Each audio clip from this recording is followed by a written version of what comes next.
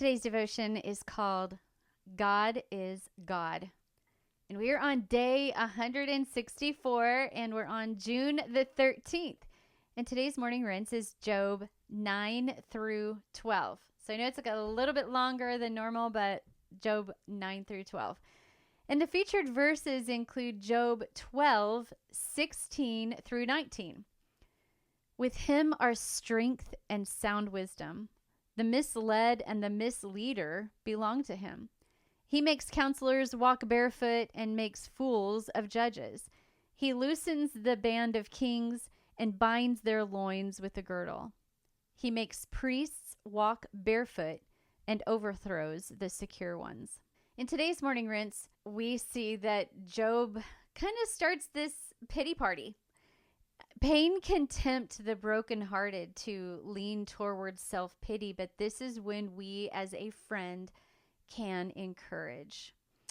You know, I think that we all can experience a little bit of self-pity once in a while. And you know, I mean, it's a little understandable. Job was going through a lot and he had a little bit of self-pity here. However, once again, his friends had other plans. Yesterday, I talked about the importance of really understanding what an accountability group is and how that's different than what some people deem as Job's friends scenario. And if you haven't listened to yesterday's podcast, be sure and listen to that because it kind of bleeds into today as well. Now, instead of being an encourager, Job's friends had other plans. Zophar, the third friend that was there, had been listening to this whole interchange and this exchange between the other two men and Job. And when he then, finished listening, he broke his silence. He was angry at Job's defense of his righteousness and even called him false, accusing him of hiding wrongdoings and sins. This is in Job 11:1. So, yesterday we talked about those first two friends who accused Job of all kinds of horrific things, including accusing his children. And now we have the third friend jumping on the bandwagon and making these accusations. Job had actually defended himself after those first two friends vocalized their accusations. And now this third friend is coming on board and doing the same thing. After Zophar shared, what his thoughts were as far as Job's wrongdoings and sins, this spurred Job once again to lay down his self-pity and defend himself. And that's what he did. He laid his self-pity down and he began defending himself. And in the beginning of chapter 12, Job answers Zophar with kind of this sarcasm and yet boldly tells him, I am not inferior to you, Zophar. Despite my affliction, I'm not less than you. While Job admits that he does not know the reasoning behind all of his losses, Job reminds his friends that he too knows about God and that he too has a foundation of faith. And in fact, Job ends chapter 12 with declaring the greatness of God. He speaks of his power and he reminds his friends that he is fully aware that God owns it all. And granted, these friends knew that Job knew all of this and Job's friends knew all of this. So I don't know, all of the dynamics of that, but Job reminds them, look, I am a righteous man, and look at my words that are coming out of my mouth.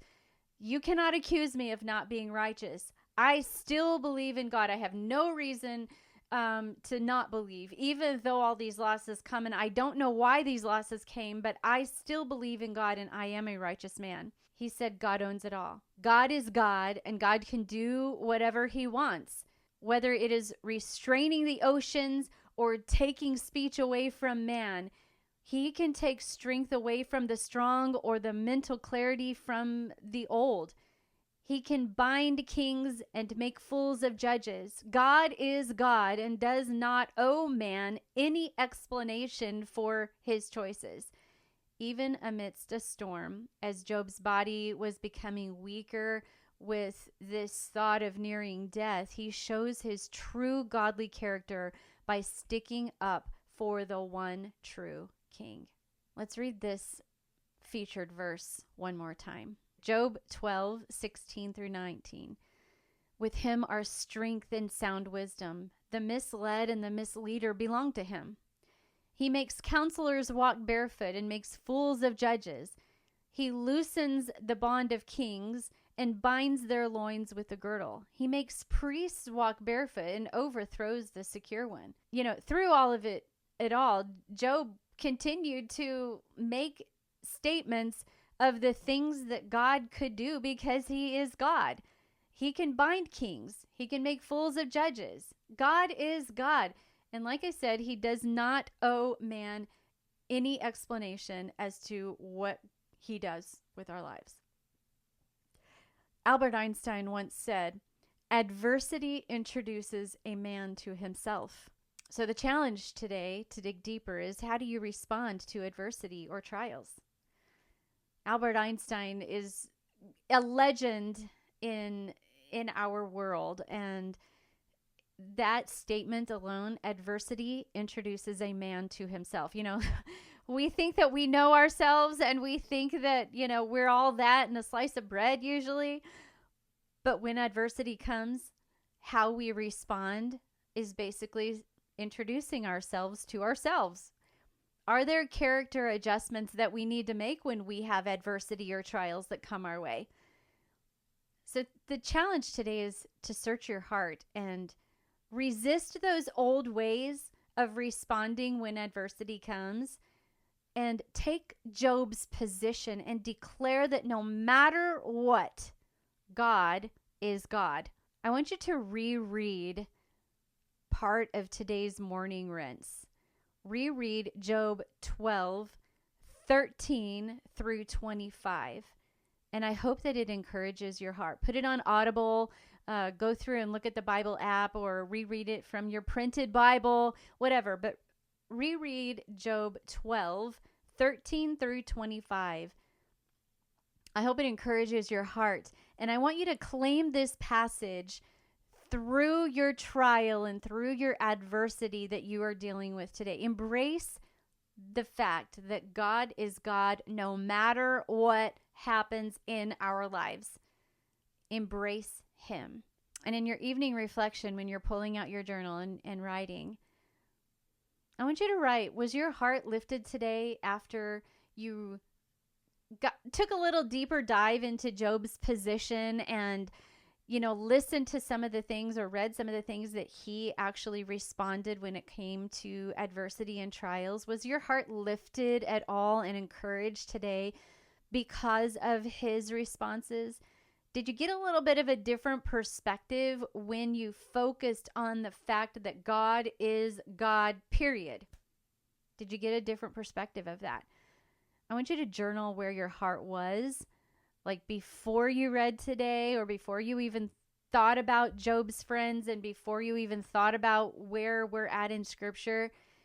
Where was it at? Like, did you have any shift in your thought process? Where is it at now? Are you going through anything right now? Do you have a goal to respond differently when adversity comes? Just like Albert Einstein once said, adversity introduces a man to himself. When stress comes, we can learn a whole lot about ourselves when that happens. And I hope that as adversity comes our way, I hope that as we grow in our faith and as we grow in the Lord and as we grow learning and getting closer and closer to Jesus, that we continue to not just model and learn from the examples of Scripture, but how does Jesus want us to respond? How does he respond in adversity? We can constantly go back to, the passages in Job when we are dealing with something. And many of you, the way that God plans it out is you might be actually dealing with some adversity right now. And hopefully this podcast encourages you along the way to remember, one, that God is God. And remember that we want to grow in our responses when adversity comes, because adversity introduces a man to himself. And we want to be a complete mirror reflection of Jesus.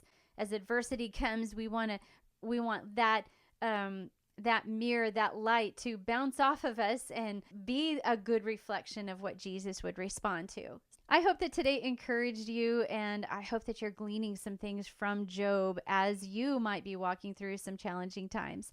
And if you don't have my devotional, be sure and click on the link that is in the show notes. And obviously, you know how I love journaling.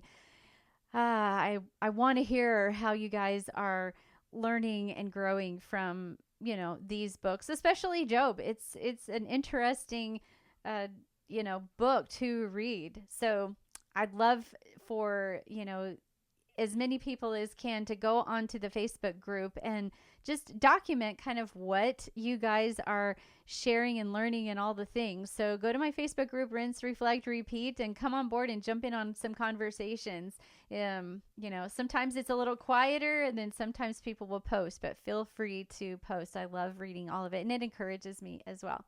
Until tomorrow, keep rinsing, reflecting, and repeating. God bless you.